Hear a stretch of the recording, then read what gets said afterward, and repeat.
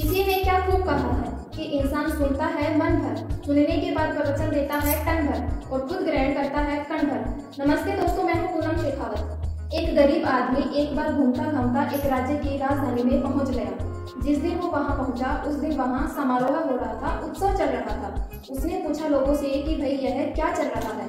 तो एक आदमी ने बताया कि यहाँ हस्ती पटबंधन समारोह चल रहा है। उसने पूछा भाई क्या होता है इसमें। तो उसे बताया गया कि यहाँ पर क्या होगा कि अभी थोड़ी देर में एक शाही हाथी आएगा और इस रास्ते से गुजरेगा। उसकी सूंड में एक माला होगी और उसने वो माला जिस व्यक्ति को पहना दी उसे इस राज्य का अगले 5 साल के लिए राजा बना दिया जाएगा। जहाँ इस व्यक्ति ने ये बात सुनी, वो गरीब आदमी ने कहा कि हम भी खड़े हो जाते हैं लाइन में, क्या पता अपनी किस्मत चमक जाए और शायद आज मेरा ये दिन है कि मैं घूमते घामते यहाँ पहुँच गया।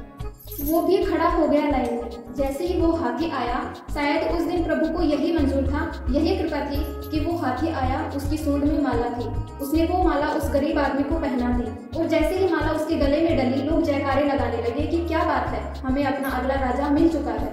राजपुरोहित ने उसे बुलाया और तिलक किया और कहा कि आप अब सुन लीजिए कुछ शर्तें। तो उसने सोचा कि शर्तें भी हैं। उसने कहा बताइए क्या बात है। तो राजपुरोहित ने कहा कि आपको अगले 5 साल के लिए इस राज्य का राजा बनाया जा रहा है, लेकिन 5 साल के बाद आपको ये राज्य छोड़ के जाना पड़ेगा, ये राजधानी छोड़ के जानी पड़ेगी। जंगल में एक नदी है जिसमें बड़े बड़े मगरमच्छ और घड़ियाल हैं, उनसे मुकाबला करना होगा, अपनी ताकत दिखानी होगी। अगर आपने ताकत दिखा दी तो आपको नदी पार करके जंगल के उस तरफ एक छोटा सा प्यारा सा गाँव है, वहाँ जाकर अपना जीवन बिता सकते हैं। कुछ लोगों ने ऐसा किया है और कुछ लोग अपना जीवन गंवा चुके हैं। अब आप बताइए कि क्या आप 5 साल के लिए राजा बनने के लिए तैयार हैं? गरीब आदमी, उसके पास होने के लिए कुछ नहीं था, गंवाने के लिए भी कुछ नहीं था।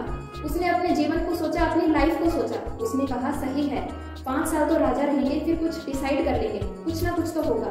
वो 5 साल के लिए राजा बनने के लिए तैयार हो गया और उसने 5 साल अपने जीवन के जो सबसे बेहतरीन साल थे उसमें बहुत अच्छे से काम किया, सबका ख्याल रखा, सबका ध्यान रखा और सबका फेवरेट बन गया। और 5 साल कब खत्म हो गए पता ही नहीं चला।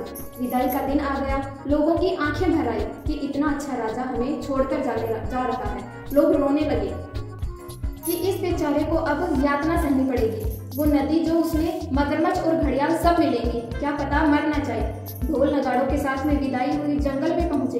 उस नदी के उस किनारे पर उसकी विदाई के लिए लोग तैयार थे, लेकिन जैसे ही उसने प्रणाम किया सबको कि धन्यवाद, बहुत अच्छा रहा और चलने लगा, तो लोग चौंक गए। ये खुशी खुशी नदी पार कर रहा था क्योंकि उसने उन 5 साल में उस नदी पर लकड़ी का पुल तैयार कर दिया था। लोग वापस प्रसन्न हो गए कि चलो अच्छा है, सुरक्षित रहेंगे राजा साहब, अब वहाँ रहेंगे लेकिन अच्छे से रहेंगे। कहानी राजा की और नदी की नहीं है, कहानी आपकी और हमारी है। हमें भी एक लिमिटेड पीरियड मिला है जिसमें हम इस मनुष्य के रूप में आए हैं, लेकिन अब हम पर डिपेंड करता है कि क्या हम जब यहाँ से जा रहे होंगे तो क्या हम इस भवसागर को पार करने के लिए वो पुल तैयार करते हैं अपने अच्छे कर्मों से, दुआओं से, प्रार्थनाओं से, मेडिटेशन से, कि जब हम ये दुनिया छोड़कर जा रहे हो तो हमें यातनाएं ना सहनी पड़े, हमें ऐसी जगह ना जाना पड़े जिसे नरक कहते हैं। हम कुछ अच्छा करें और भवसागर पार करके पहुंच जाएं वहाँ जो दूसरा लोक है। ये छोटी सी कहानी बस यही सिखाती है कि अच्छे कर्म करते चलिए, दुआएं कमाते चलिए, बाकी सब वो देख लेगा।